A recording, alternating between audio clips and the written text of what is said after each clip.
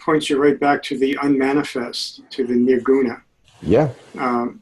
Whatever people ask, well, was that concept there when you were in that place, that nirguna stage or place, or like it's just. So he doesn't even bother to really seemingly to go into much detail with concepts and questions. He just keeps saying. He refers you right back to nirguna, and I know that in Selfless Self that Nisargadatta says that saguna, manifestation, is all false. Mm-hmm. And nirguna, the unmanifest, is just the only truth. Yes. And he does that because, just like we said, there's a doubt. The doubt is false, but it's believed in. So he goes back to, prior to beingness, was this concept there? No. Bam. Okay. Then erase it. He's basically saying that all the questions you have are completely false. Throw them away. All the concepts you're carrying right now are completely false. Throw them away. And there you are. So it depends on how much, like if you have absolute faith in what the teacher says, the master says, you don't have to go through these, because the concepts of the doubts can be endless. One Yes. can go on forever and ever and ever and ever. Yes. It's just, like you think you got it for a while and then another one comes along and overturns that with a new doubt and so forth and so forth. It's just. And that's why mantra. Endless. Yeah. Mantra clears this field.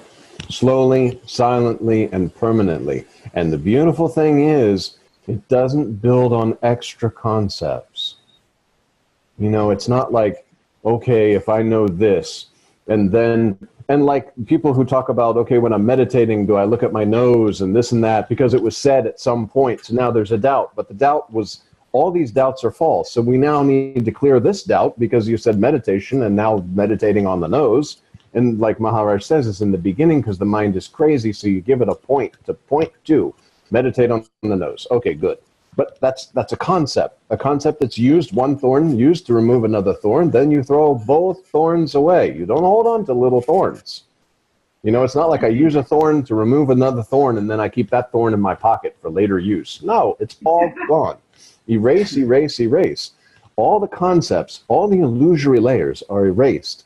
And mantra allows you to do this without adding any additional concepts. And eventually, when the mantra is triggered, because it's constantly running, and the I am somebody else is being formed, mantra will erase that concept.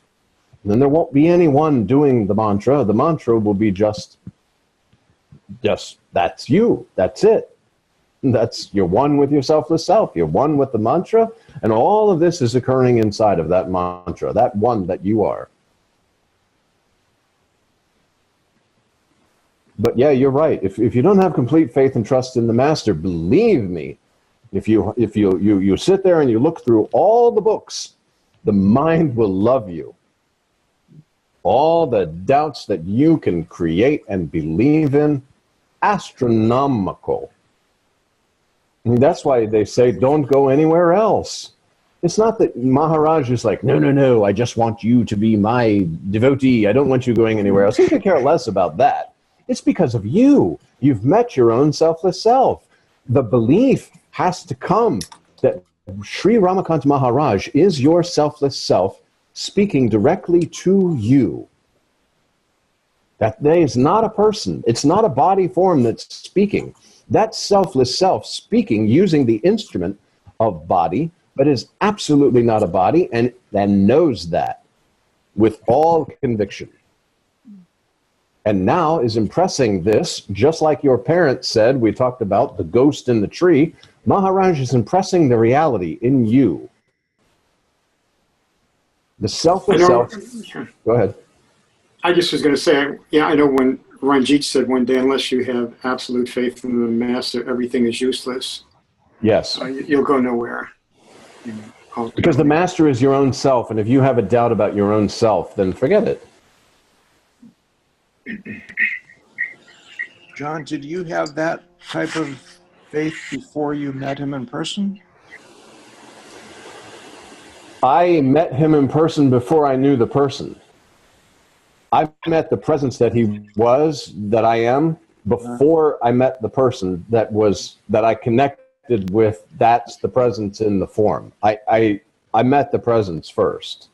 Got it. And then when I went, and that's why when I wrote in that journal, I said, I'm going to meet that presence in body form Yeah. and surrender to it completely.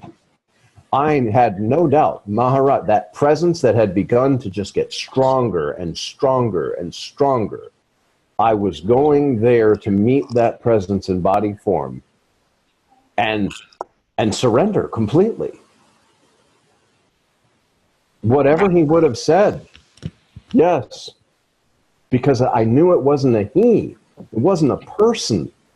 I wasn't going to see a person or an idea even. I was going because I can't surrender to that presence. I could, but mind would still have doubts. Like, is this true? But flying to India and meeting the presence in form and surrendering to it in form, mind, no more doubts could come. This presence has now appeared before me in the form of Sri Ramakant Maharaj. This presence that in the slowly beginnings of this spiritual, whatever you want to call it, was the guide, and that presence guided me to itself in form, in the form of Sri Ramakant Maharaj. But it's really an all or nothing thing, isn't it? It's absolutely, yes. For me it was, I don't know, but that's I think it has to be.